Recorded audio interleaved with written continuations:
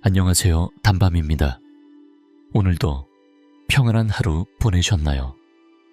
오늘은 여러분과 함께 세계사의 한 조각을 천천히 나누고자 합니다.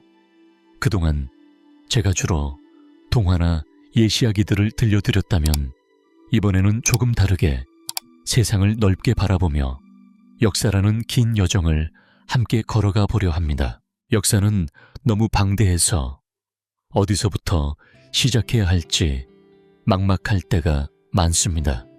하지만 이번에 소개해드릴 이야기는 서양 중심의 시각을 넘어서 다양한 대륙과 문화의 균형 잡힌 시선을 담고 있답니다.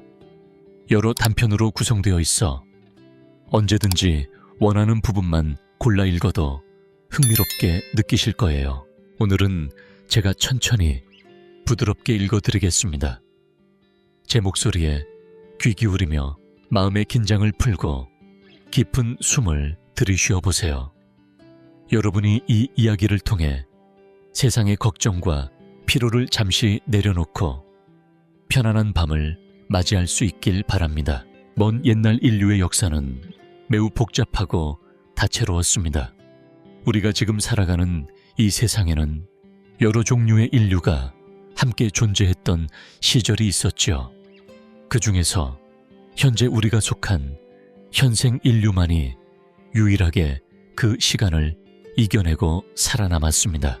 예전 지구에는 네안데르탈인 데니소바인, 그리고 작고 특이한 체구의 호빗과 비슷한 인류 등 수십 종에 이르는 다양한 인류가 서로 어울리기도 하고 경쟁하기도 하며 공존했답니다.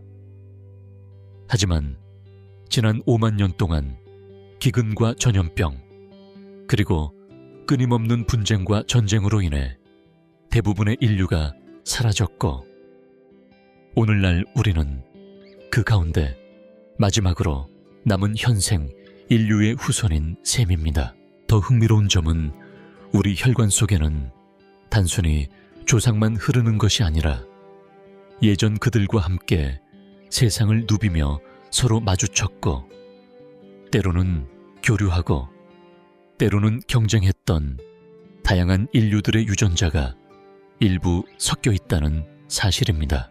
현생 인류는 다른 인류와 비교해 현재 신체 구조가 가장 비슷하며, 그들은 무리를 지어 사냥하거나 채집하면서 먹을 것을 마련하는 법을 익혔습니다. 그리하여 어느 순간부터는 정착 생활을 시작했고, 도시와 국가를 세우며 점차 사회를 이루었지요. 이렇게 조직화된 공동체에서 기록을 남기기 시작했고, 그 기록들이 쌓여 지금 우리가 역사라 부르는 인류 이야기가 만들어진 것입니다. 하지만 기록이 남겨지기 이전, 이른바 선사시대에 어떤 일들이 벌어졌는지는 과학의 발달에도 불구하고 아직 정확히 알기 어렵습니다.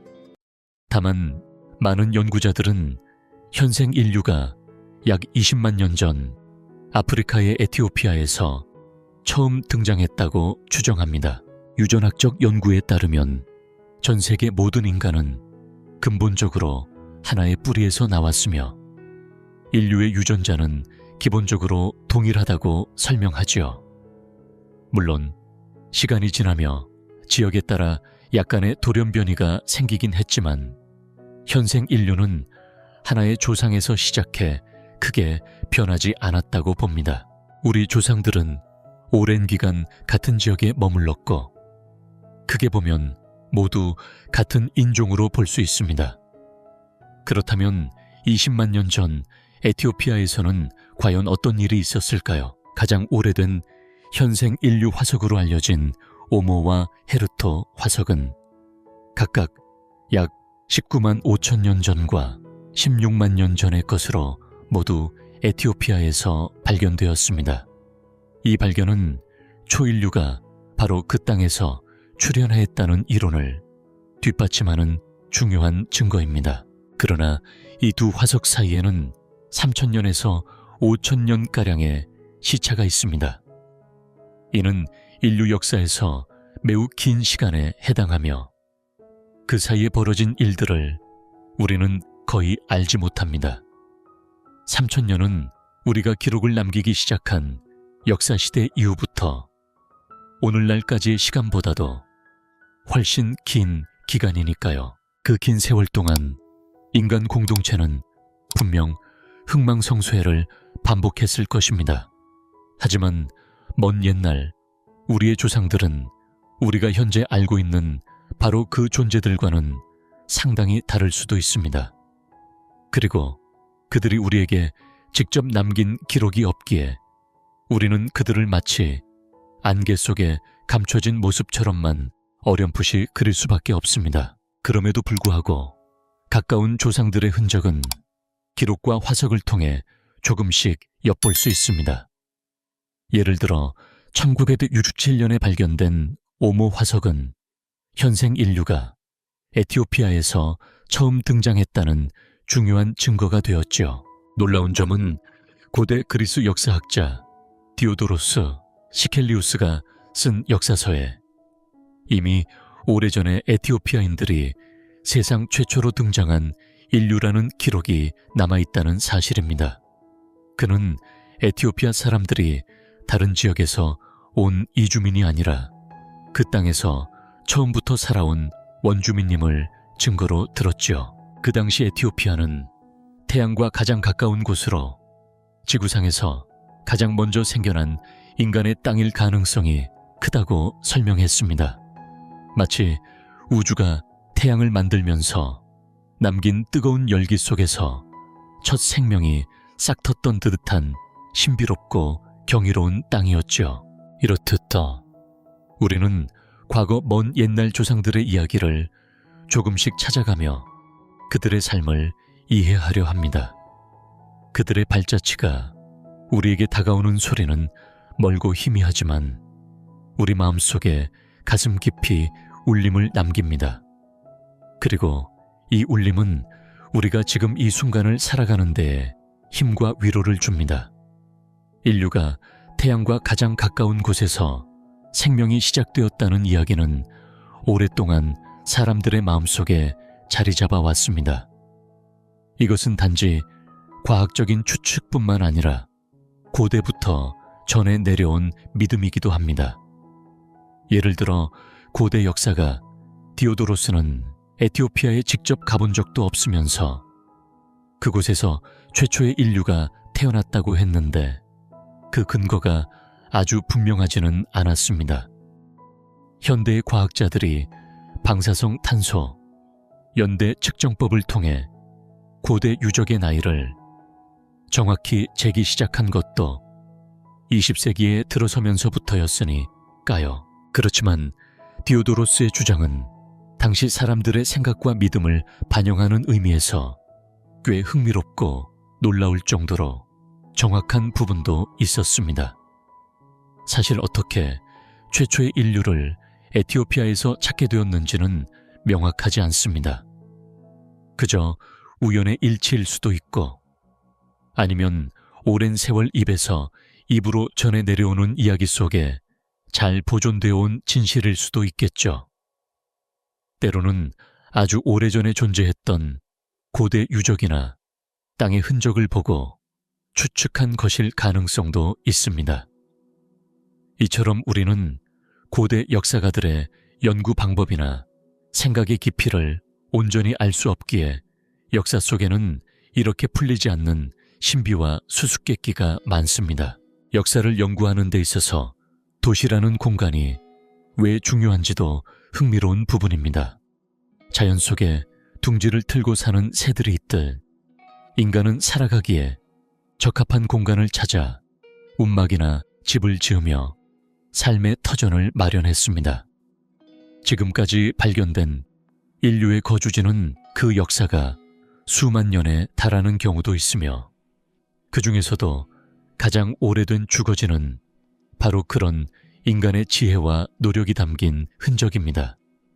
사람들은 각자의 취향과 환경에 맞춰 집과 방을 꾸몄듯 최초의 인류 역시 생존에 유리한 장소를 찾아 생활 공간을 만들어 나갔을 것입니다. 이렇게 인류가 점차 모여 살면서 하나의 큰 공동체, 즉 도시가 자연스럽게 탄생하게 됩니다. 도시는 단순히 사람들이 많이 모여 있는 곳이 아니라 정치적, 경제적, 사회적 활동의 중심지가 되어 역사와 깊은 연관을 맺습니다. 무엇보다 기록을 남기고 보존하기 위해서는 오랜 시간 안정된 정치 체제가 필요했는데, 이런 체제가 가장 잘 유지된 공간이 바로 도시였던 것입니다. 물론 도시가 아니더라도 유목민 사회나 작은 공동체 안에서도 비슷한 정치 구조가 만들어지고 유지된 경우가 있지만, 기록과 역사가 쌓이고 보존되기에는 사람들의 이야기와 기억이 모여드는 도시 환경이 더욱 유리했습니다. 이 점을 생각해보면 역사학자들이 한결같이 도시라는 개념에 대해 연구하며 정확한 정의를 내리는데 얼마나 어려움을 겪었는지 쉽게 이해할 수 있습니다. 그렇다면 도시란 무엇일까요? 도시는 단순히 많은 사람이 모여 사는 장소를 뜻하지 않습니다.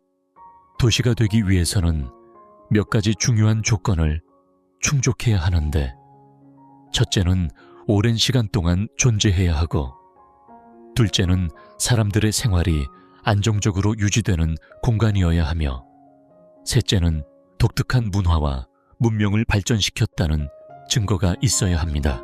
예를 들어 이스라엘 지역에 위치한 오팔로 유적지는 약 2만 년 이상의 역사를 가지고 있어 많은 조건을 만족하지만, 그곳에 지어진 오두막은 견고하지 않았고 인구도 비교적 적었기 때문에 학자들은 이를 도시보다는 마을로 분류합니다.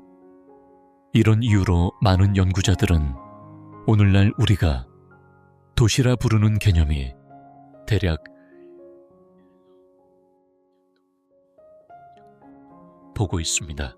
이러한 오래된 도시들은 대부분 아프리카, 아시아, 유럽을 아우르는 중동 지역에서 발견되는데, 그 중심은 동부 메소포타미아 지역입니다.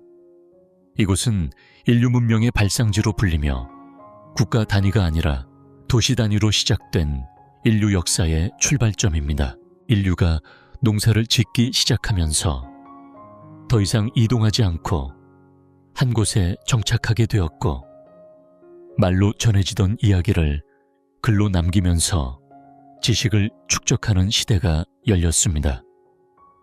약 5,000년 전 메소포타미아 지역은 농경에 매우 적합한 땅이었고, 이곳 사람들은 검은 머리 사람들이라는 뜻의 사그기가라 스스로를 불렀습니다. 그들은 수십 개의 도시를 건설했고, 도시를 중심으로 문학, 예술, 건축, 음악 등 다양한 문명을 꽃피웠으며 세계 최초의 문명으로 자리 잡았습니다. 당시 메소포타미아와 거의 동시대에 비슷한 문명을 이룬 곳은 이집트뿐이었는데, 메소포타미아 역사는 대략 기원전 23세기를 기준으로 크게 두 시기로 나눌 수 있습니다. 하나는 여러 도시 국가가 느슨한 연맹을 맺어 자연재해, 군사, 경제 문제를 함께 해결하던 수메르 초기 시대이고, 다른 하나는 하나의 도시 국가가 강력한 제국을 형성해 광대한 지역을 통치한 통일 제국 시대입니다. 이 시대에 기록된 이야기 중 하나인 길가메시 서사시와 노아의 대홍수 전설은 지금까지도 우리에게 깊은 울림과 교훈을 전해줍니다.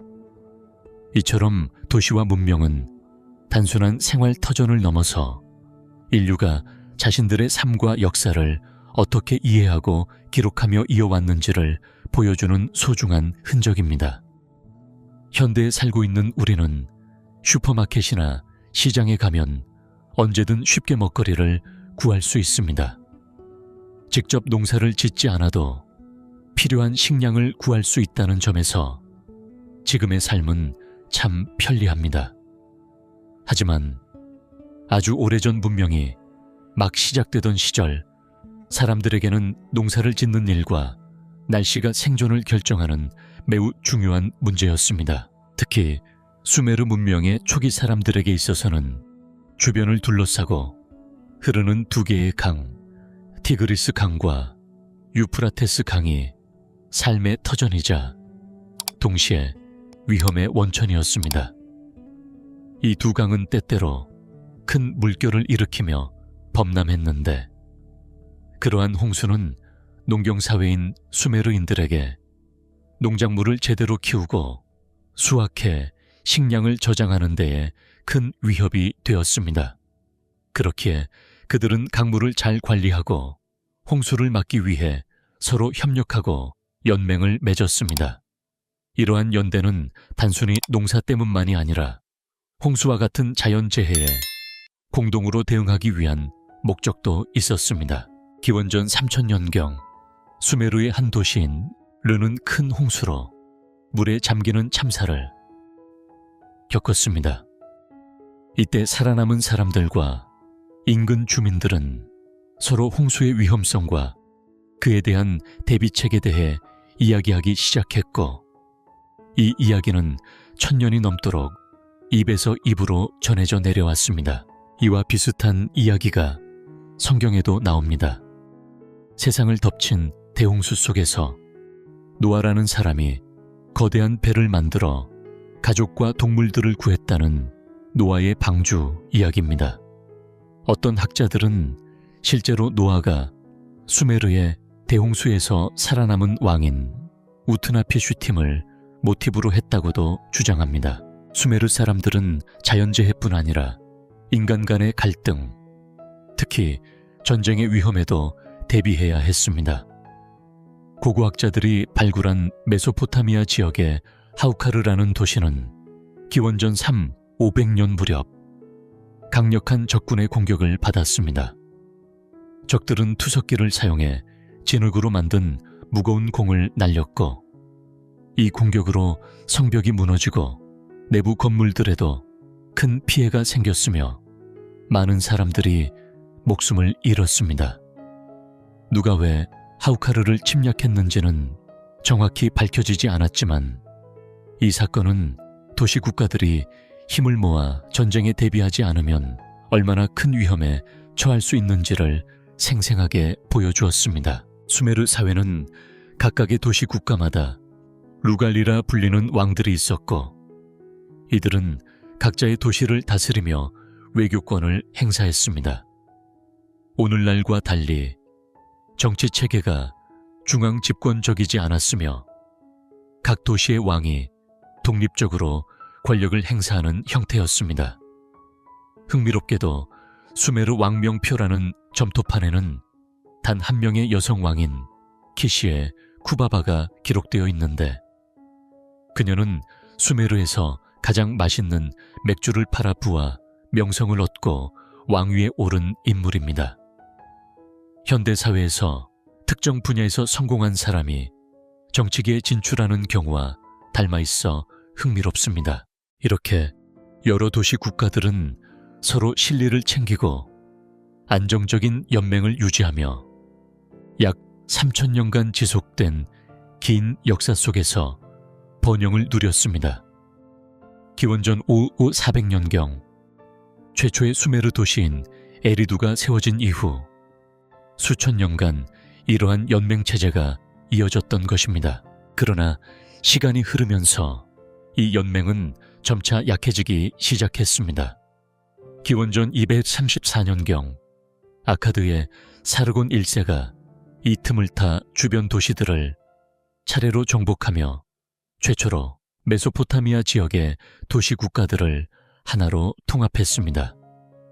그는 아카드 제국을 세워 중앙 집권적인 통치를 시작했고, 이로 인해 오래 유지되던 수메르 연맹은 서서히 사라졌습니다.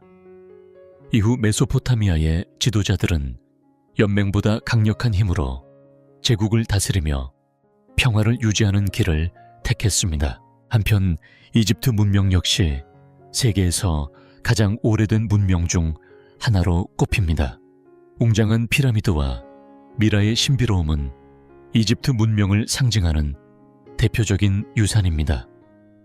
거대한 돌로 쌓아 올린 피라미드는 수천 년이 지난 지금까지도 우리에게 경외심을 불러일으킵니다.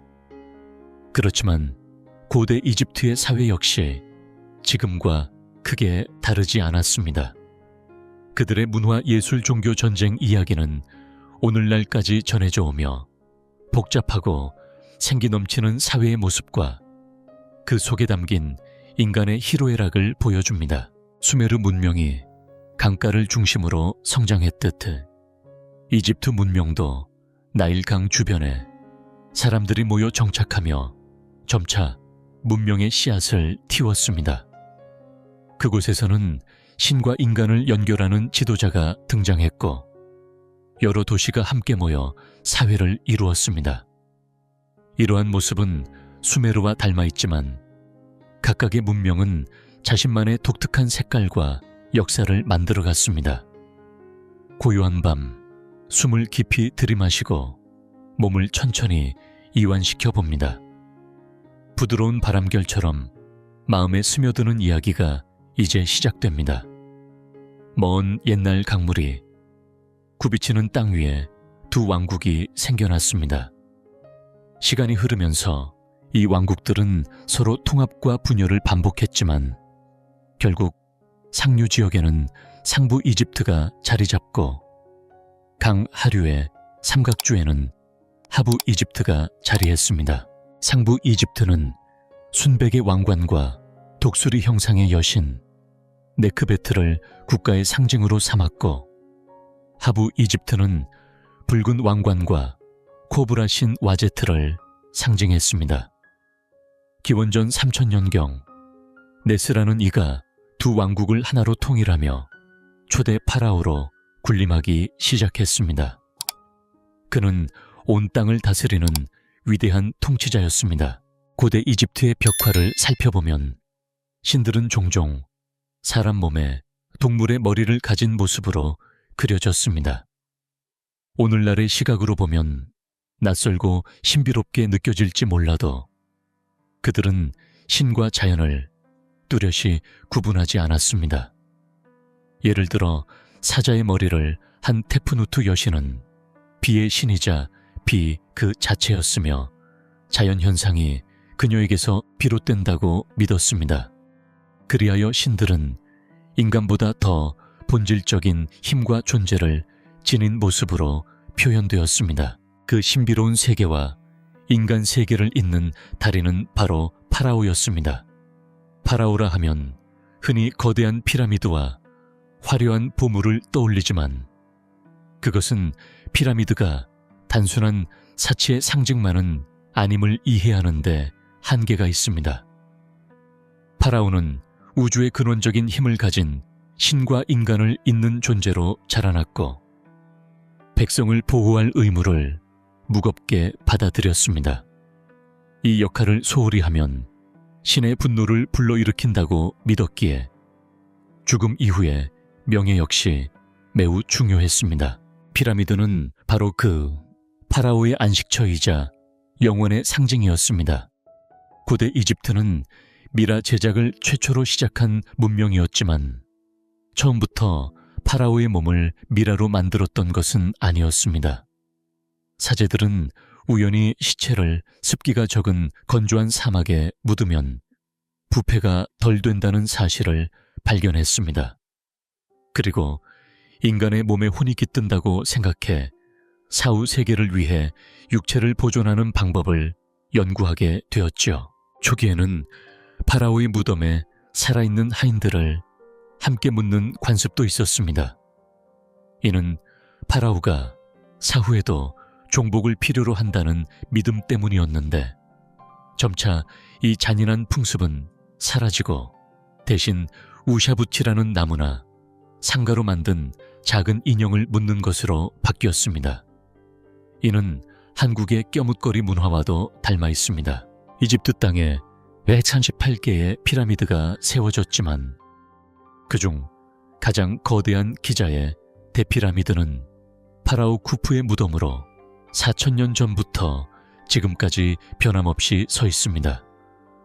당시 기술로는 상상하기 힘든 거대한 구조물이지만 학자들은 피라미드에서 발견된 미라를 엑스레이 촬영하고 유전자 분석을 하며 고대 이집트인의 삶과 문화를 연구하고 있습니다.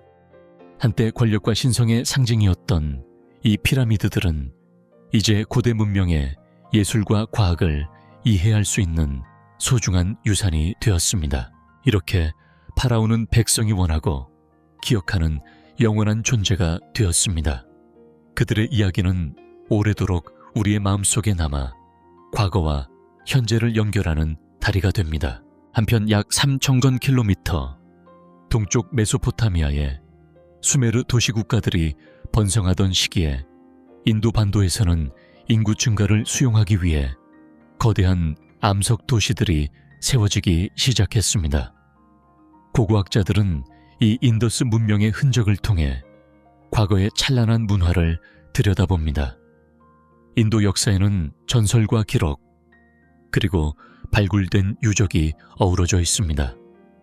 그중 하나는 황제 바라다가 강력한 문명을 뒤로하고 떠났다는 이야기로 고대 도시 모헨조다로 유적이 이러한 전설의 실증적 증거가 될 수 있을지 우리 함께 살펴볼 시간입니다. 타오르는 불길처럼 모든 고대 문명은 강과 깊은 인연을 맺고 있었고 인더스 문명 또한 그러했습니다. 이제 여러분은 부드러운 숨결과 함께 이 오래된 문명들의 이야기를 마음에 담고 편안한 잠자리에 들 준비를 해봅니다. 오늘날 우리가 인도라고 부르는 이 나라의 이름은 사실 아주 오래전 산스크리트어 신두에서 유래했습니다. 신두라는 말은 원래 넓게 펼쳐진 많은 물 또는 거대한 강을 뜻하는데 이는 바로 인도 대륙을 가로지르는 거대한 겐지스 강을 가리키는 말이기도 합니다. 힌두라는 단어 역시 같은 뿌리를 공유하는데 결국 인도라는 명칭 자체가 겐지스 강과 깊은 연관이 있는 셈이죠. 인도 사람들은 대부분 스스로의 나라를 바라트라고 부릅니다. 이 이름은 고대 전설 속에 등장하는 황제 바라타에서 유래했는데 바라타는 전설에 따르면 통일된 인도 제국을 물려받아 오랜 세월 훌륭하게 다스린 인물입니다. 그래서 나라를 바라트라고 부르는 것은 백성과 통치자의 보호 아래 언제나 꺼지지 않고 타오르는 신성한 불꽃과도 같습니다. 아메리카 대륙이 탐험가이자 지도 제작자인 아메리고 베스푸치의 이름에서 유래한 것처럼 인도의 옛 이름 역시 이 전설적인 황제에게서 비롯된 것입니다. 이 고대 인도의 전설과 역사를 잘 보여주는 것이 바로 방대한 대서사시 마하바라타입니다. 이 서사시는 황제 바라타의 삶과 그 주변 이야기를 중심으로 당시 인도의 사회와 문화 사람들의 삶을 풍부하게 담아내고 있습니다. 만약 이 전설의 배경이 된 실제 인물이 있었다면 아마도 기원전 6,000년에서 100년 사이에 번성했던 인더스 문명의 인물이었을 것입니다.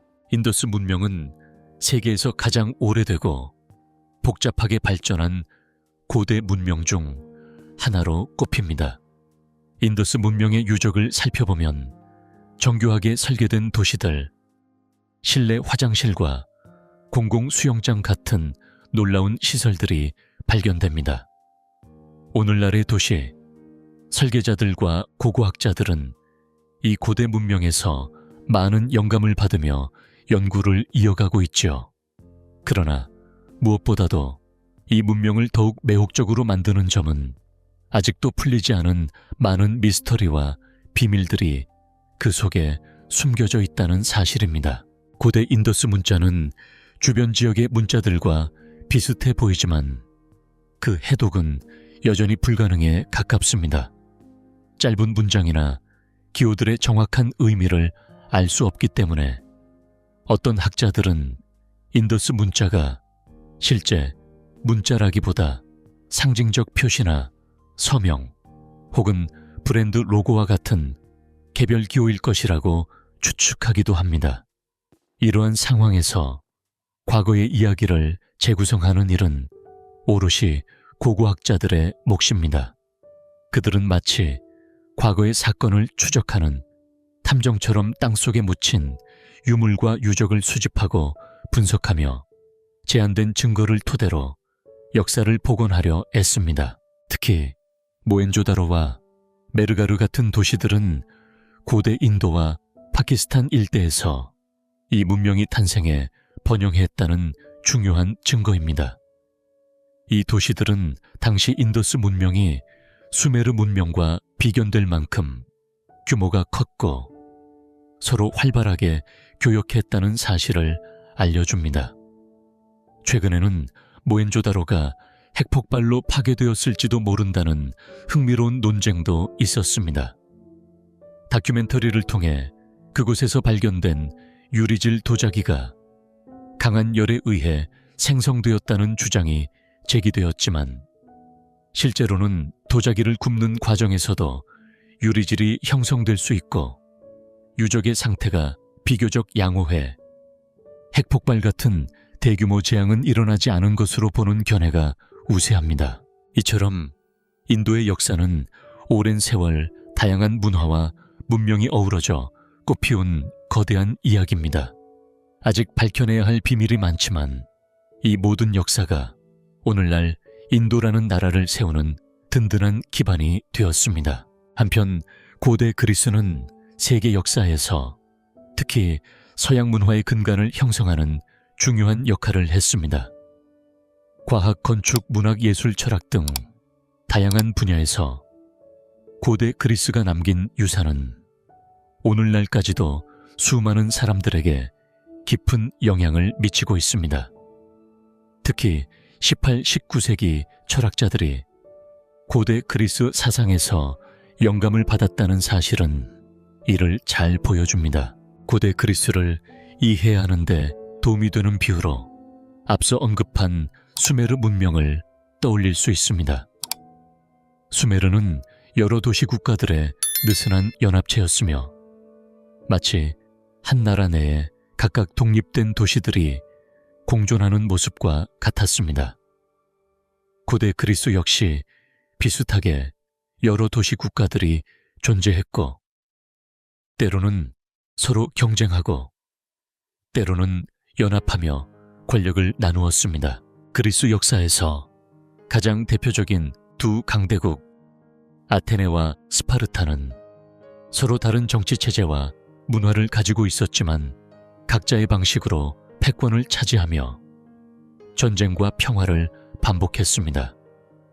이들의 이야기는 고대 그리스 사회를 이해하는 데 빼놓을 수 없는 중요한 부분입니다. 아테네와 스파르타, 고대 그리스의 두 도시국가 이야기를 함께 천천히 살펴보겠습니다. 고대 그리스를 떠올릴 때 가장 먼저 생각나는 곳은 대개 아테네입니다. 파르테논 신전이나 플라톤, 아리스토텔레스 같은 위대한 철학자들, 그리고 그리스 연극과 시의 중심지가 바로 아테네였지요. 이 도시국가는 수많은 인간적인 이야기와 다채로운 삶의 색깔을 간직한 곳이었습니다. 18세기 유럽의 학자들이 고대 아테네의 정치 철학을 다시 발견하면서 아테네는 이상적인 평화의 유토피아로 여겨지기 시작했지만 사실 그 모습은 우리가 상상하는 것과는 꽤 달랐습니다. 실제로 아테네는 군사적으로도 매우 강력한 도시였고 그 힘 덕분에 페르시아 제국의 침략을 막아낼 수 있었습니다. 비록 스파르타가 페르시아 전쟁에서 중요한 역할을 했지만 기원전 490년 마라톤 전투에서 처음 페르시아군을 무찔렀던 것은 바로 아테네였습니다. 전쟁 내내 아테네는 그리스 군사 전략의 중심에 있었고 스파르타처럼 완전한 군국주의는 아니었지만 군사적 문화를 바탕으로 사회가 유지되고 있었습니다. 아테네는 정치 체제 면에서도 여러 세기에 걸쳐 혁신을 거듭했습니다. 흔히 세계 최초의 민주주의라고 불리지만 사실 권리는 18세 이상의 부유한 남성 시민에게만 한정되었으며 많은 노예가 존재하는 사회였습니다. 이런 점들은 이상적인 민주주의와는 거리가 있었죠. 18세기 철학자들이 아테네를 계몽된 사회의 모델로 재발견하면서 그 가치는 후대에까지 깊은 영향을 미쳤습니다. 그들은 새로운 가치 체계를 만들기보다 옛 가치를 되살렸기에 민주주의와 인권이 달성 가능한 이상으로 받아들여졌던 셈입니다. 오늘날 우리가 살아가는 민주사회 역시 아테네의 영향을 받은 결과라 할 수 있습니다. 한편 스파르타는 펠로폰네소스 반도에 위치한 군사중심, 도시국가로 아테네와는 다른 길을 걸었습니다. 세계사를 공부한 사람이라면 펠로폰네소스 전쟁을 기억할 것입니다. 이 전쟁은 단순한 내전이라기보다 펠로폰네소스라는 지역 이름에서 비롯된 것으로 스파르타가 속한 남서부 그리스 반도를 중심으로 한 도시국가 동맹이 바로 펠로폰네소스 동맹이었기 때문입니다. 스파르타는 이 반도의 지역적 특성과 전통을 강조하며 자신들의 정체성을 확고히 했습니다. 5세기경 아테네가 무역과 정치 혁신을 바탕으로 번성할 때 스파르타는 엄격한 군 복무와 훈련을 통해 군사력을 키웠지만 그 외에는 특별한 경제적 문화적 자랑거리가 적었습니다.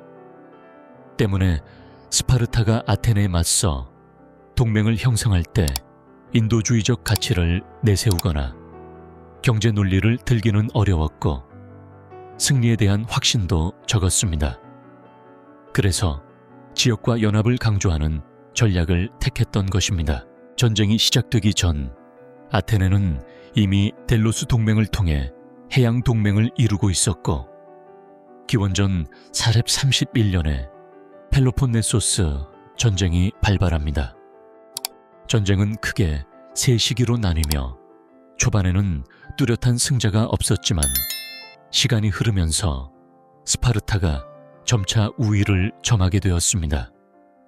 스파르타는 지방 정부들을 전복시키고 동맹국을 보호한다는 명분으로 펠로폰네소스 반도를 장악하며 정치적, 군사적 힘을 행사했습니다. 그러나 스파르타의 가장 큰 무기는 역사 자체였습니다.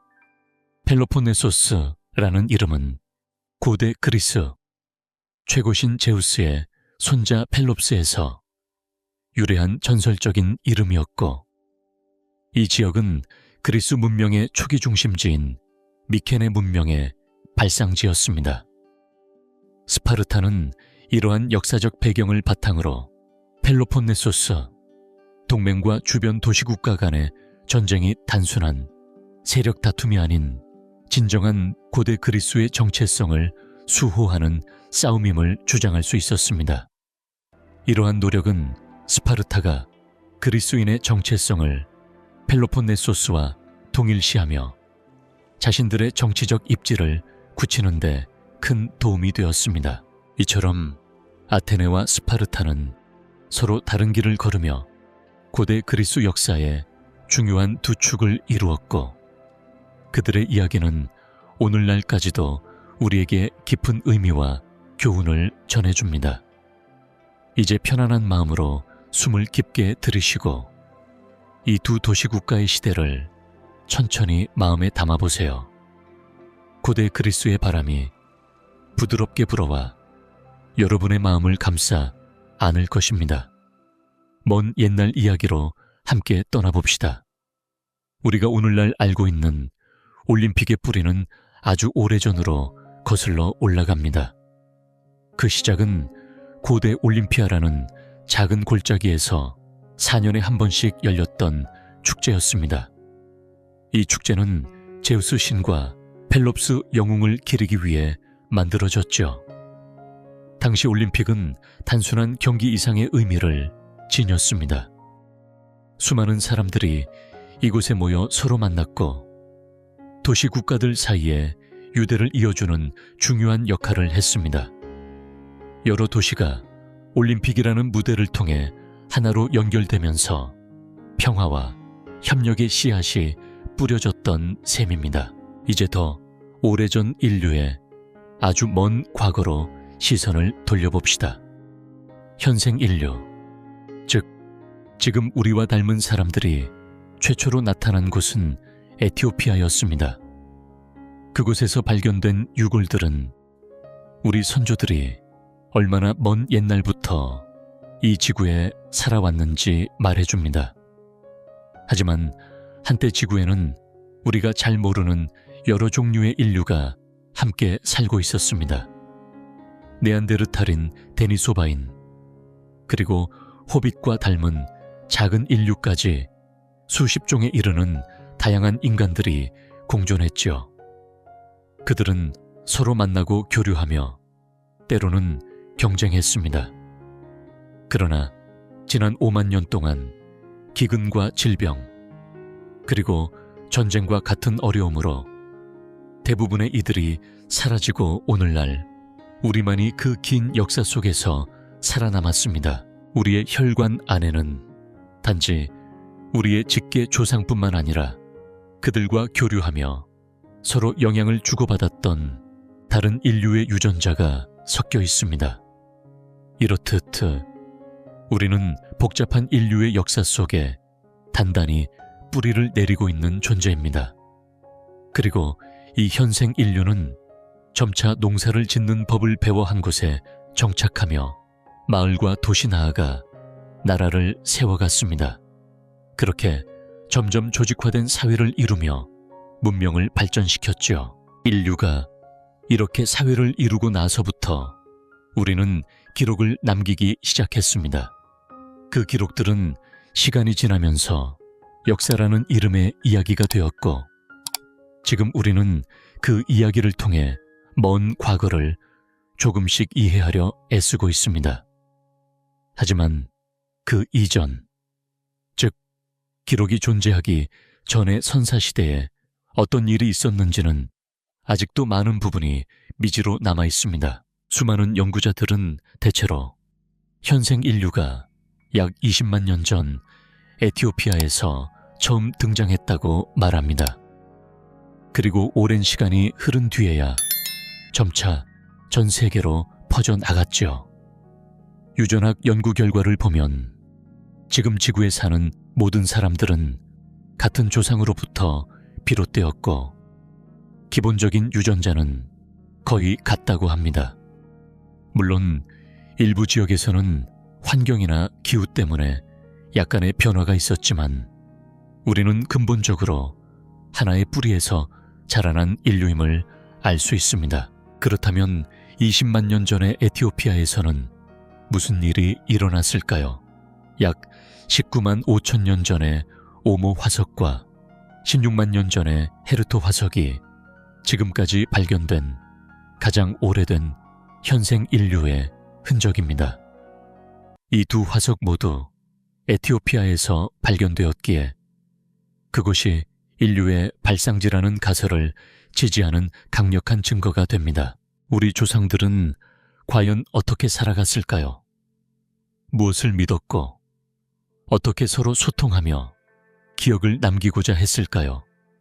학자들은 오모 화석과 헤르토 화석을 함께 이야기하지만 이 둘 사이에는 약 3만 5천 년이라는 긴 시간이 흐릅니다. 이는 기록된 역사 기간보다 훨씬 긴 시간으로 그 사이에 일어났던 일들은 여전히 베일에 쌓여 있습니다. 그 먼 시간 동안 우리 조상들은 많은 어려움을 겪으며 살아갔을 것입니다. 하지만 우리 역시 먼 미래의 후손에게는 알 수 없는 존재일 테지요. 두터운 시간의 장막이 우리와 그들 사이를 깊게 가로막고 있습니다. 그러나 다행히도 조금 더 가까운 과거에 대해서는 역사가라는 빛이 어둠을 밝혀줍니다. 1967년 오모 화석의 발견은 현생 인류가 에티오피아에서 처음 등장했다는 사실에 실체를 부여했습니다. 그전까지는 그러한 증거가 없었기에 단지 추측에 머물렀던 이야기였지요. 흥미로운 점은 고대 그리스 역사가 디오도로스 시켈로스가 이미 오래전 에티오피아에 대해 다음과 같이 기록했다는 사실입니다. 그는 인류 최초의 조상이 에티오피아인이라고 주장하며 그들이 다른 곳에서 이주해온 것이 아니라 그 땅에서 처음부터 살아온 원주민이라고 했습니다. 또한 그들을 오토쿠온이라 불렀다고 전합니다. 더 나아가 에티오피아가 태양에 가장 가까운 곳에 위치해 있어 인류가 처음으로 생겨난 땅일 것이라고 설명했습니다. 비록 디오도로스가 실제로 에티오피아를 방문한 적이 없고 그가 사용한 방사성 탄소 연대 측정법은 20세기에 처음 개발된 것이지만 그의 말은 당시 사람들의 믿음을 반영하며 놀라울 정도로 정확한 통찰을 담고 있었습니다. 이렇게 역사는 과학의 도움을 받아 점차 그 신비를 풀어가고 있습니다. 그리고 우리는 이 이야기를 통해 먼 옛날 처음 인류가 숨을 쉬던 땅과 그들의 삶을 조금 더 따뜻한 시선으로 마주할 수 있게 되었습니다. 옛 이야기를 전하는 자리에서 오늘은 인류 최초의 도시와 역사 속 삶에 대한 따뜻하고 잔잔한 이야기를 들려드리고자 합니다. 함께 깊은 숨을 들이쉬고 천천히 내쉬며 마음을 편안하게 열어보세요. 이 이야기가 여러분의 마음에 조용한 바람처럼 스며들어 하루의 피로를 조금씩 녹여주길 바랍니다. 먼 옛날 우리가 지금은 알 수 없는 이유로부터 사람들은 모여 살기 시작했습니다. 그저 우연의 산물일 수도 있고 구전되어 내려오는 이야기들이 아주 오랫동안 변하지 않고 보존된 결과일 수도 있습니다.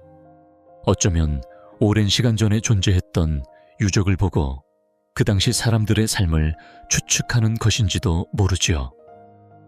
그러나 분명한 것은 역사라는 것은 늘 흥미롭고 신비한 수수께끼를 품고 있다는 사실입니다. 인간은 본래 새들과는 다르게 둥지를 틀고 물고기들과 달리 그물 대신 움막을 짓는 존재입니다. 지금까지 발견된 가장 오래된 인간 거주지는 무려 수만 년 전으로 거슬러 올라갑니다. 누구나 자신만의 취향과 필요에 따라 집을 꾸미듯 최초의 인간들도 생존에 적합한 장소를 찾아 머물렀고 그 과정에서 서서히 작은 공동체가 형성되었습니다. 이렇게 모여 살기 시작한 사람들이 점차 수를 늘리면서 우리는 도시라는 개념에 한 걸음 다가가게 되었습니다. 하지만 도시라는 말은 단순히 사람이 많이 모여 산다는 뜻만으로는 부족합니다. 역사학자들은 도시를 정의하기 위해 세 가지 중요한 조건을 꼽습니다. 첫째, 오랜 시간 동안 지속되어야 하며 둘째, 안정적인 생활 기반이 마련되어야 하고 셋째, 독자적인 문화가 꽃피워져야 한다는 점입니다. 이 기준을 만족시키는 초기 거주지로는 약 2만 년 전 이스라엘 지역에 오할 유적지가 있습니다. 사람들은 그곳에 오두막을 짓고 오랜 시간 머물렀으며 100종이 넘는 씨앗이 발견되어 농경 생활도 했던 흔적이 남아있지요. 그러나 그들이 만든 건물은 단단하지 않았고 인구도 많지 않아 학자들은 이곳을 마을에 더 가깝다고 봅니다. 그렇다면 최초의 진정한 도시는 언제 탄생했을까요? 많은 전문가들은 약 1만 5천 년 전 인류가 본격적으로 정착 생활을 시작하면서부터라고 봅니다. 이 시기의 도시들은 주로 아프리카, 아시아, 유럽이 만나는 중동 지역에서 나타났는데 이곳은 문명의 싹이 트기 시작한 아주 중요한 장소입니다. 사람들은 농사를 짓기 시작하며 이동하지 않고 한 곳에 머무르게 되었고, 그와 함께 말로만 전해지던 이야기가 글로 기록되어 후대로 전해지기 시작했습니다. 그 중에서도 메소포타미아 지역은 역사에서 빼놓을 수 없는 곳입니다. 티그리스 강과 유프라테스 강 사이에 위치해 지금의 이라크와 이란 일부에 걸친 이 땅은 두 강 사이의 땅이라는 뜻을 가지고 있습니다. 그곳 사람들은 자신들을 검은 머리 사람이라 불렀고, 수메르라는 도시국가를 세워 수많은 문화와 예술 건축 음악을 탄생시켰습니다. 메소포타미아 문명은 기원전 3000년경부터 두 시기로 나누어집니다. 초기에는 여러 도시국가들이 느슨한 연맹을 이루어 자연재해 군사 경제 문제를 함께 해결했으며, 이후 한 도시국가가 다른 도시들을 통합해 제국을 건설하는 통일제국 시대로 접어듭니다. 수메르인들은 농경사회에서 가장 큰 위협인 홍수 문제를 해결하기 위해 강을 잘 다스리는 법을 터득했고, 이를 위해 연맹을 맺어 서로 협력했습니다. 그들이 살던 도시 슈르파그는 기원전 31세기경 한 차례 큰 홍수로 잠기기도 했지만, 그들은 끊임없이 어려움을 이겨내며 삶을 이어갔습니다. 현대인인 우리는 편리하게 시장이나 마트에서 음식을 쉽게 구하지만, 초기 인류에게는 매일의 농사와 날씨가 삶의 모든 것을 좌우하는 절대적인 요소였습니다. 그 긴 시간 동안 사람들은 서로 돕고 지혜를 모아 도시를 세우고 문화를 꽃피우며 인류 역사에 큰 발자국을 남겼습니다.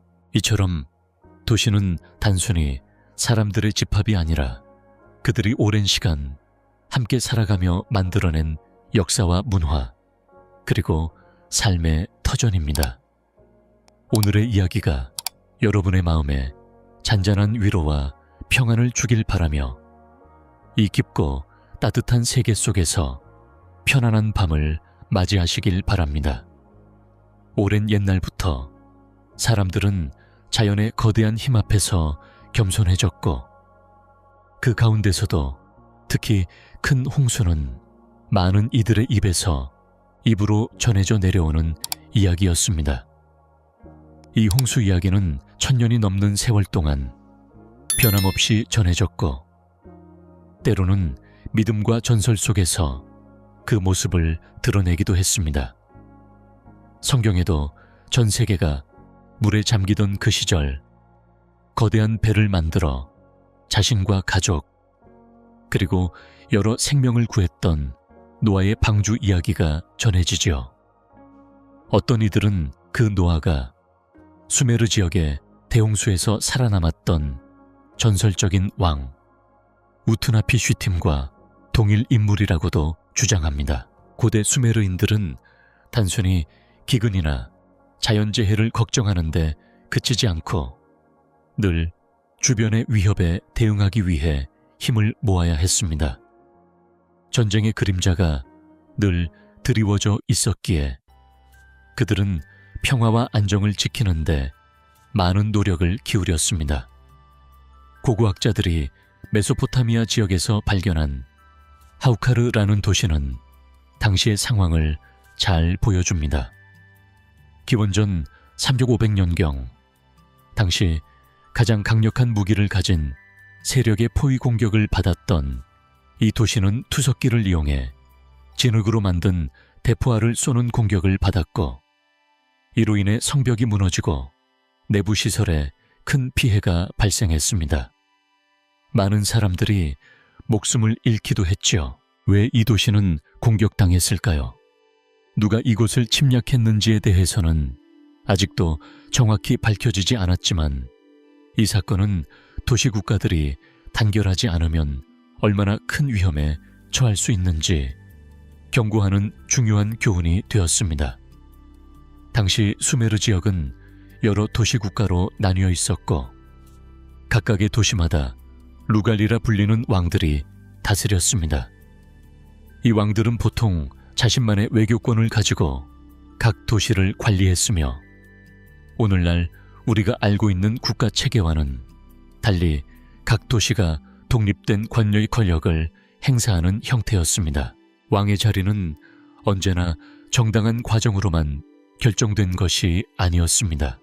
때로는 특별한 이유나 상황 덕분에 권력을 얻기도 했는데 수메르 왕명록에 기록된 유일한 여성 왕인 키시의 쿠바는 맥주를 가장 잘 만드는 상인 출신이었고 자신의 뛰어난 맥주 사업 덕분에 왕위에 오르기도 했습니다. 오늘날에도 특정 분야에서 뛰어난 성공을 거둔 이들이 정치계에 진출하는 일이 종종 있는 것처럼 수메르 시대도 그러한 사례가 있었던 셈이죠. 이렇게 작은 도시 국가들은 서로 동맹을 맺어 실리를 챙기며 수천 년간 안정적인 관계를 유지했습니다. 고대 수메르 문명의 시작으로 추정되는 기원전 5400년경 에리두라는 초기 도시가 세워지면서부터 이 연맹은 약 3000년 가까이 이어졌습니다. 이는 그 어떤 제국보다도 긴 시간이며 그만큼 단단한 결속력이 있었기에 가능했습니다. 서로 신뢰와 우호를 바탕으로 관계를 맺은 도시 국가들은 대규모 군대를 보유할 필요가 없었고 평화롭게 공존할 수 있었습니다. 그러나 기원전 2340년경 강력한 지도자 사르곤 1세가 이 연맹이 약해진 틈을 타 주변 도시들을 차례로 정복하며 최초로 메소포타미아를 통일하는 아카드 제국을 세웠습니다. 그의 등장은 오랜 평화를 지키던 수메르 연맹의 끝을 알렸고 이후 메소포타미아의 지도자들은 연맹 대신 강력한 힘으로 제국을 통치하며 그 지역의 평화를 유지해 나갔습니다. 한편 이집트 문명은 현존하는 가장 오래된 문명 중 하나로 그들이 남긴 피라미드와 미라는 오늘날에도 우리에게 깊은 인상을 남깁니다. 이집트 초기 역사를 들여다보면 거대한 피라미드가 눈에 가장 먼저 들어오는데 그 거대한 돌덩이들이 어쩌면 그 시대 사람들의 신앙과 권력 그리고 삶의 방식을 상징하는 듯합니다. 고대 이집트 사람들도 오늘날과 크게 다르지 않은 사회 구조를 이루고 있었고 그들의 문화 예술 종교가 후대까지 이어지며 풍부한 유산으로 남았습니다. 문명은 언제나 완벽한 모습으로 시작하지 않습니다. 메소포타미아가 티그리스와 유프라테스 강가에서 시작되었다면 이집트 문명은 나일 강가에서 피어났습니다. 이집트에서도 사람들이 강가에 모여 살며 작은 마을들이 점차 도시로 성장했고 신과 인간을 연결하는 지도자 파라오가 등장했습니다. 시간이 흐르면서 여러 도시가 서로 힘을 합치거나 나누어져 두 개의 왕국으로 나뉘기도 했습니다. 나일강 상류에는 상부 이집트가 있었고 삼각주에는 하부 이집트가 자리 잡았죠. 상부 이집트의 상징은 흰색 왕관과 독수리 모습을 한 여신 네크베트였고 하부 이집트는 붉은 왕관과 코브라의 모습을 한 와제투 여신이 상징이었습니다. 기원전 3000년경 이 두 왕국은 결국 메스가라는 인물에 의해 통일되었고 그는 최초의 파라오로 이집트 전체를 다스리기 시작했습니다.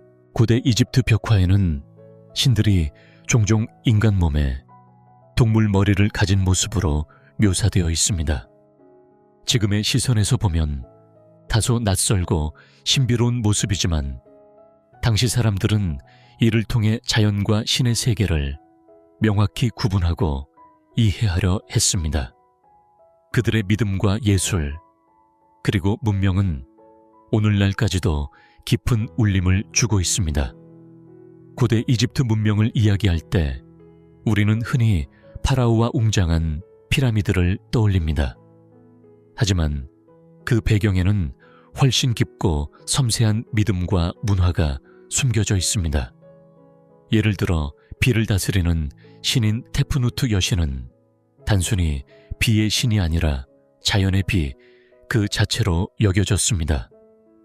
그녀는 인간보다는 자연에 더욱 가까운 존재로 묘사되었는데, 이는 당시 사람들이 자연 현상을 신성한 존재와 연결지어 이해했기 때문입니다. 그리고 이 신들의 세계와 인간의 세계를 이어주는 중재자가 바로 파라오였습니다.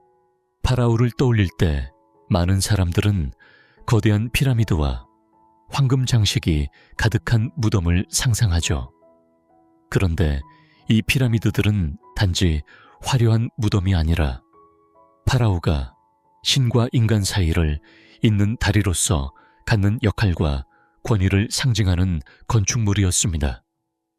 때로는 이러한 피라미드가 사치와 타락의 상징처럼 보이기도 하지만, 당시 파라오들은 자신이 우주의 근원적 힘과 연결되어 있으며 그 힘을 통해 이집트 사람들을 보호해야 하는 신성한 임무를 지녔다고 믿었습니다. 그래서 그 역할을 소홀히 하거나 저버리는 것은 신의 노여움을 사는 일이라고 생각했습니다. 이러한 믿음 때문에 파라오가 죽은 뒤에도 그 명예와 존엄은 매우 중요했습니다. 이집트인들이 미라 제작에 정성을 쏟았던 이유도 바로 내세에서의 삶을 위해 육신을 보존하려는 간절한 마음에서였습니다. 처음에는 죽은 파라오와 함께 살아있던 하인들을 묻기도 했는데, 이는 내세에서도 하인들이 파라오를 섬기도록 하기 위해서였습니다. 그러나 이 비인도적인 관습은 곧 중단되었고, 대신 하인들을 대신하는 작은 나무 인형이나 조각상이 그 자리를 채우게 되었습니다. 이는 한국의 껴묵거리와도 닮아 있습니다. 즉, 죽은 이와 함께 그가 생전에 사용했던 물건이나 조그마한 인형을 함께 묻어주던 관습 말입니다. 이집트 전역에는 138개에 이르는 피라미드가 산재해 있지만, 그 중에서도 기자의 대피라미드는 특별한 의미를 지닙니다. 약 4600년 전 파라오 쿠푸의 무덤으로 건설된 이 대피라미드는 오늘날까지도 웅장한 모습으로 자리를 지키고 있는데, 이는 고대 이집트인의 뛰어난 건축 기술과 예술성을 보여주는 상징이기도 합니다.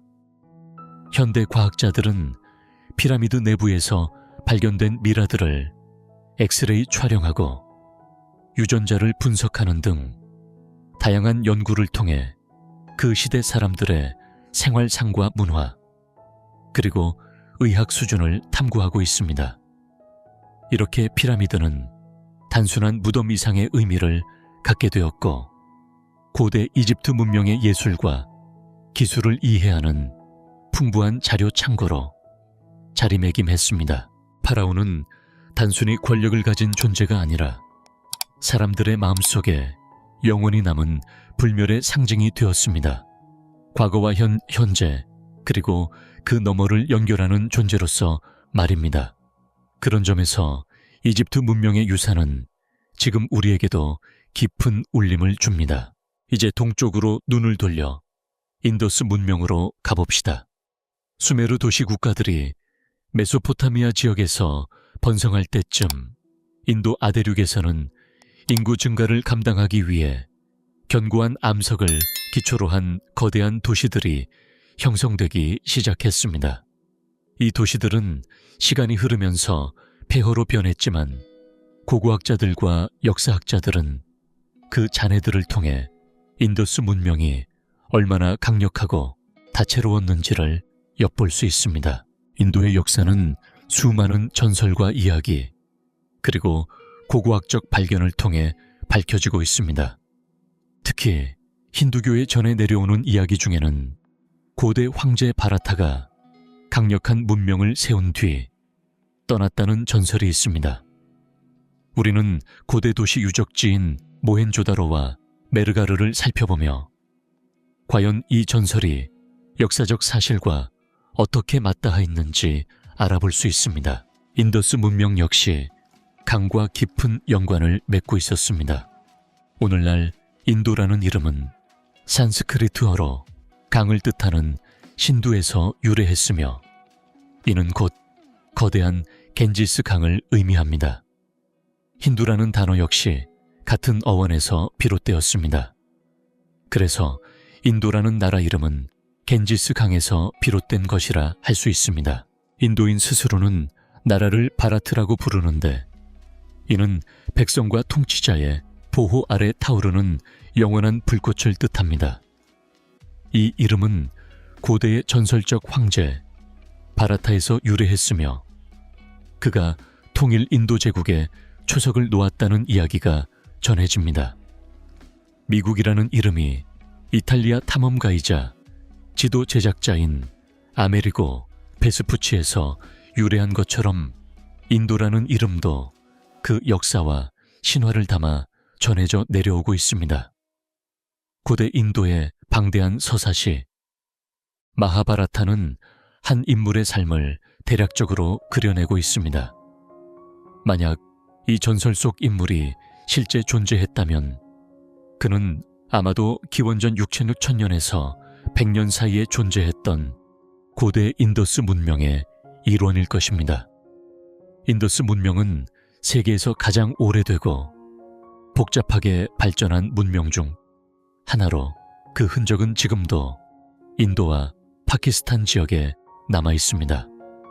이 문명 유적지를 보면 정교하게 설계된 도시 구조와 함께 실내 화장실이나 공공 수영장과 같은 놀라운 시설들이 발견됩니다. 오늘날의 도시 계획자들에게도 고대 인더스 문명은 많은 영감을 주는 대상입니다. 하지만 무엇보다도 연구자들의 관심을 끄는 것은 이 문명에 대해 아직 밝혀지지 않은 수많은 미스터리입니다. 과거의 역사를 연구하는 고고학자들은 이 문명을 해독할 만한 문서나 기록을 찾으려 애썼지만 믿을 만한 기록은 거의 남아있지 않습니다. 그래서 그들은 물리적인 증거들을 조합해 과거의 모습을 복원하는 과학수사대와 같은 역할을 하며 인더스 문명의 비밀을 하나씩 풀어가고 있습니다. 그러나 인더스 문명은 당시에 사용했던 문자를 아직 완벽히 해독하지 못해 그 실체를 온전히 밝히기 어렵습니다. 이 문자들은 외관상 주변 지역의 문자들과 닮았지만 그 짧은 문장들의 뜻을 맞추는 것조차 쉽지 않습니다. 일부 학자들은 이 문자가 진짜 글자가 아니라 서명이나 상징처럼 특정한 의미만을 가진 기호일 수도 있다고 주장합니다. 그래서 단서가 되는 유물과 도시의 구조에 더 큰 비중을 두고 연구가 진행되고 있습니다. 조다와 메르가르와 같은 도시 유적들은 수천 년 전 인도와 파키스탄 지역에서 고대 문명이 번영했음을 알려줍니다. 인더스 문명은 서쪽의 수메르 문명과 규모 면에서 견줄만 했으며 이들과 교역도 활발히 이루어졌습니다. 그 중에서도 모헨조다로 유적지는 특별한 관심을 받는데 몇 년 전 방영된 다큐멘터리에서는 이 도시가 핵폭발에 의해 파괴되었을 가능성이 제기되어 논란이 일었습니다. 이곳에서 발견된 유리질 도자기가 극도의 열에 의해 생성된 것일 수 있다는 주장이 있었지만 일반적인 도자기 굽는 과정에서도 유리질이 생성될 수 있고 유적의 보존 상태가 상당히 양호한 점으로 미루어 보면 핵폭발 같은 대재앙이 일어났다고 단정하기는 어렵습니다. 이처럼 인도의 역사는 때로 오해와 잘못된 해석에 휩싸이기도 했지만 오래전부터 풍부한 역사와 다양한 문화가 꽃피웠고 이는 오늘날의 인도라는 나라의 기반이 되었습니다. 그럼에도 인도의 역사에는 아직도 더 많은 연구와 탐구가 필요합니다. 이제 고대 그리스로 시선을 옮겨봅시다. 서양 역사에서 고대 그리스가 차지하는 중요성은 매우 큽니다. 18세기와 19세기 철학자들이 고대 그리스의 사상에서 영감을 받은 것도 그만큼 그리스 문명의 영향력이 컸다는 증거입니다. 과학, 건축, 문학, 예술, 철학 분야에서 남긴 업적들은 지금까지도 많은 사람들에게 깊은 감명을 주고 있습니다. 고대 그리스를 이해하는 데 있어 앞서 이야기했던 수메르 문명과 비슷한 묘운이 있다는 점을 기억하면 도움이 됩니다. 수메르는 여러 도시국가가 느슨하게 연합된 형태였고, 고대 그리스 역시 도시국가들이 연합하되 각 국가가 일정 기간 패권을 잡는 방식으로 운영되었습니다. 그리스의 대표적 도시국가인 아테네와 스파르타의 역사를 차례로 살펴보면, 먼저 아테네는 파르테논 신전과 소크라테스, 플라톤, 그리고 유명한 시와 연극을 통해 고대 그리스의 인간적이고 다채로운 세계를 보여줍니다. 오랜 세월 동안 아테네는 자신들만의 독특한 문화와 정치 철학을 발전시켰고, 이후 고대 그리스의 이상향처럼 여겨지기도 했습니다. 하지만 실제로는 아테네가 그렇게 평화롭고 이상적인 곳만은 아니었으며, 주변 강대국인 페르시아 제국의 침략을 막아낸 것은 아테네의 군사적 역량 덕분이었습니다. 인근 도시국가인 스파르타 또한 독특한 군사 문화와 사회 체계를 가진 곳으로 아테네와는 다른 방식으로 고대 그리스의 역사를 이끌어갔습니다. 두 도시국가는 때로는 협력하고 때로는 경쟁하며 그리스 문명의 중요한 축을 이루었습니다. 이렇듯 또 인더스 문명의 신비로움과 고대 그리스의 찬란한 문화는 서로 다르면서도 인류 역사에 깊은 자취를 남긴 소중한 이야기들입니다. 이제 우리는 이 고대 문명들의 풍경 속으로 조용히 발을 들여놓으며 수천 년 전 사람들의 삶과 지혜를 느껴볼 수 있을 것입니다. 마음을 가라앉히고 깊게 숨을 쉬면서 이 이야기들이 우리의 영혼에 부드러운 바람처럼 스며들길 바랍니다. 고대 그리스 역사에서 페르시아 제국과 맞서 싸운 중요한 순간들이 여러 차례 있었습니다. 그 중에서도 기원전 490년에 있었던 마라톤 전투는 특히 큰 의미를 지니는데, 이 싸움에서 처음으로 페르시아 군대를 물리친 주역은 바로 아테네였습니다. 이 사건은 단순한 전투 이상의 의미를 가졌습니다. 아테네는 그리스 페르시아 전쟁 전체 기간 동안 군사적 중심지로서 중요한 역할을 담당했으며, 그 힘을 바탕으로 점점 그리스 세계의 주도적인 위치를 굳혀 나갔습니다. 아테네와 스파르타, 이 두 도시는 모두 군사 문화를 기반으로 하는 사회였지만 그 성격과 운영 방식은 크게 달랐습니다. 스파르타는 엄격한 군국주의 사회로 모든 남성 시민이 철저한 군사 훈련을 받고 평생을 병사로 살아가는 체제였습니다. 반면 아테네는 상대적으로 군국주의적 성격이 덜했으며 민주주의라는 새로운 정치 체제를 발전시키는 데에 힘썼습니다. 물론 완전한 민주주의는 아니었습니다. 아테네에서 선거권을 가진 사람은 18세 이상의 부유한 남성 시민에 한정되었고, 노예제도 역시 광범위하게 시행되었습니다. 그렇지만 이러한 한계에도 불구하고 아테네의 민주주의는 당시로서는 혁신적인 통치 방식이었고, 이후 여러 세기에 걸쳐 꾸준히 발전해 나갔습니다. 18세기 유럽의 정치 철학자들은 아테네의 이러한 전통을 재발견하며 그 가치를 새롭게 조명하였습니다. 당시 유럽에서는 새로운 정치 체제들이 출현하고 있었지만 그 어떤 체제가 등장하더라도 아테네의 민주주의가 그 근본적인 영감을 제공했다고 볼 수 있습니다. 오늘날 우리가 살고 있는 민주주의 사회 역시 그 뿌리를 고대 아테네에서 찾을 수 있다는 점이 바로 이 때문입니다. 한편 고대 그리스 역사에서 빼놓을 수 없는 또 다른 중요한 사건은 펠로폰네소스 전쟁입니다. 학교에서 세계사를 공부하니라면 한 번쯤은 아테네와 스파르타 사이에 벌어진 이 내전에 대해 들어봤을 것입니다. 사람들은 이 전쟁을 단순히 아테네 스파르타 전쟁이라 부르지 않고 펠로폰네소스 전쟁이라고 기억하는데 그 이유에는 스파르타가 가진 독특한 의도가 숨어 있습니다.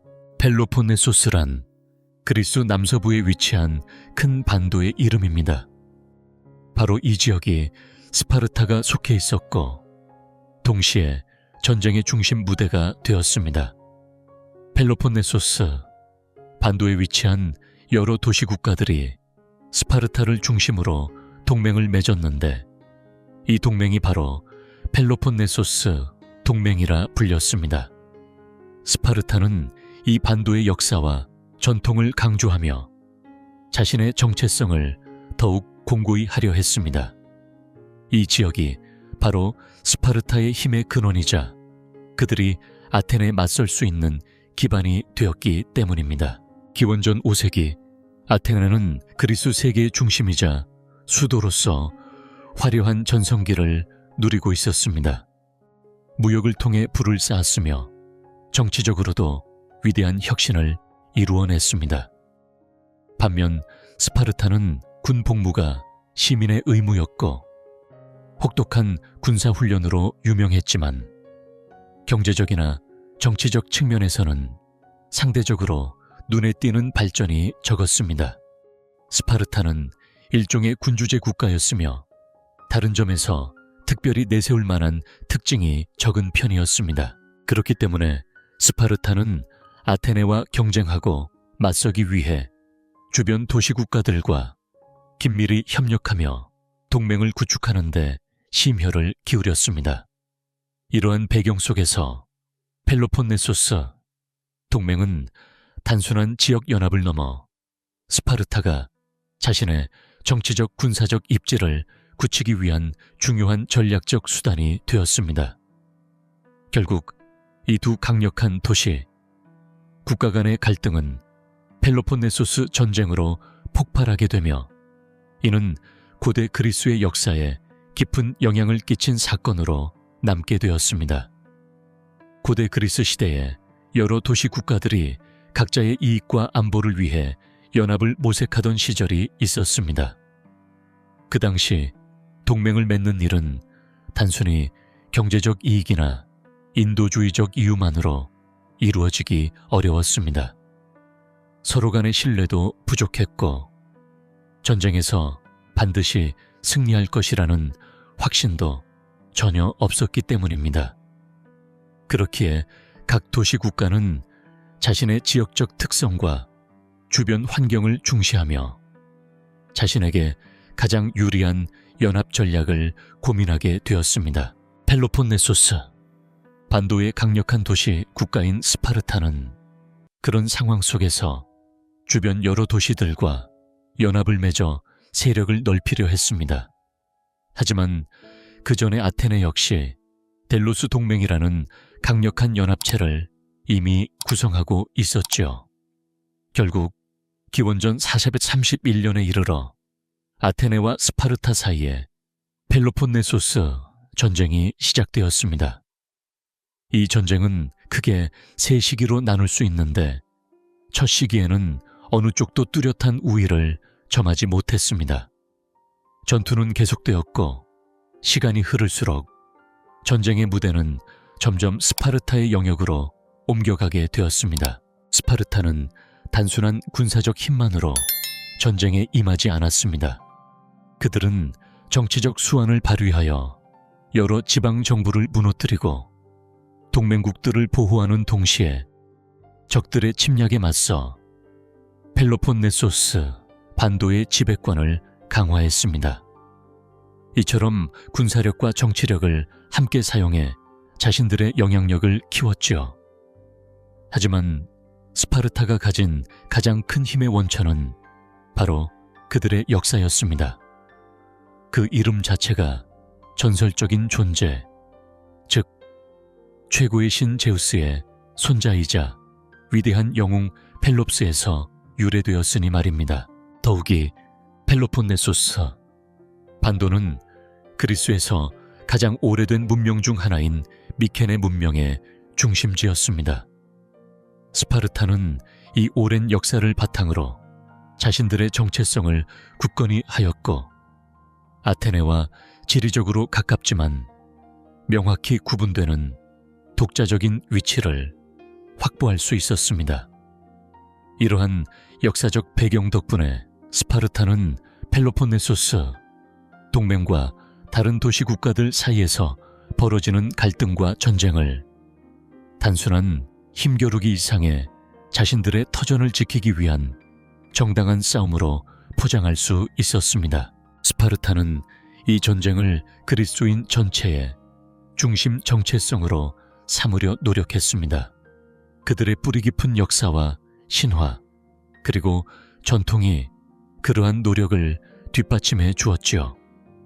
한편 올림픽 경기도 이런 역사적 정체성을 강화하는 데 중요한 역할을 했습니다. 올림픽은 올림피아 계곡에서 4년마다 열렸는데, 이는 제우스와 펠롭스 같은 신과 영웅들을 기리기 위한 신성한 행사였습니다. 이때마다 수많은 사람들이 모여들었고 다양한 경기와 축제가 펼쳐졌습니다. 이 올림픽 행사는 단순한 스포츠 대회를 넘어 여러 도시 국가를 하나로 연결하고 상호 관계를 유지하는 데 핵심적인 기능을 했습니다. 서로 다른 도시들이 모여 평화롭게 경쟁하는 장이 되었고, 이로 인해 지역 간의 갈등을 완화하고 그리스인으로서의 공동체 의식을 키울 수 있었습니다. 결국 올림픽은 스파르타가 추구하는 공동체 정체성과 연합의 상징으로 자리 잡게 되었습니다. 이처럼 스파르타는 자신들의 역사와 문화, 그리고 올림픽 같은 전통적 행사를 토대로 주변 도시들과 연합을 맺고 전쟁에 임했으며, 이러한 노력들이 펠로폰네소스 전쟁이라는 긴 싸움 속에서 큰 의미를 지닐 수 있었습니다. 그들의 이야기는 단순한 전쟁 기록을 넘어 인간과 공동체가 어떻게 역사를 통해 힘을 얻고 서로를 이해하며 살아가는지를 보여주는 따뜻한 이야기로 남아 있습니다.